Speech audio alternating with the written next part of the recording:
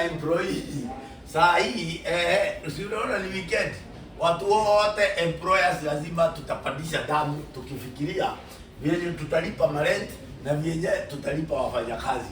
Sasa hiyo ndio inakuwa tofauti kubwa.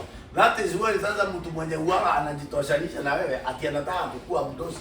Hata kwa hiyo kazi yako hatakagi hiyo maneno. Saa hii atakuwa amekwero the tail. Sababu anajua gharama ya kazi ni kumaanisha nini. Wacha nikwambie, kazi is not easy. Nyinyi bosses wacheni ku give in to your employees. Employees wako my friend, unajua boundary wakati umekosa kumlipa. Utaona ile ujinga amefanya akikataa na password za computer na computer ni zako ati hujamlipa na hajui yeye haja deliver. Unaona vile mnanichekelea? Hebu angalia vile wananichekelea ati karibu akatae na mtu ajaribu kukataa na password zangu. Ujaribu uniambie kama ni zako. Wewe password. Uniambie kama password. Sasa wadosi unakuta kama mtu kamekataa na password zako. Na mimi pia kama mtu kusema ukweli hakajafanya kazi. Lakini ndiko kala kuwa na password ya website ama password ya nini ya system yako.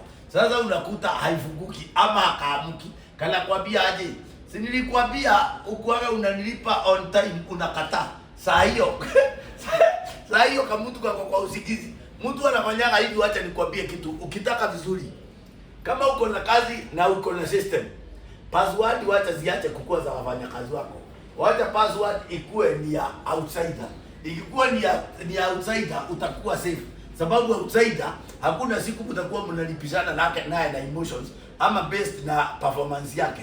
Lakini sasa kama ni wafanyakazi ndio utajua haujui.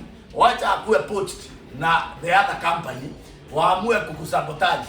Asubuhi unakuja unafungulia nini? Inaitwa nini? Computer. Unaona ni kale tu kitu kakugonga pakado, kakirudi hivi. Haifunguki. Saa hiyo ukimuuliza unasikia ati anafanya kazi kwa ile kampuni nyingine ya your competitor. Na unajua vile your competitor. Mimi hata wacha niachane na hiyo mambo. Sisi wenye employers ni Mungu tu huwa anatusaidia. Otherwise wewe unaweza kufa kifo yako kama haijafika.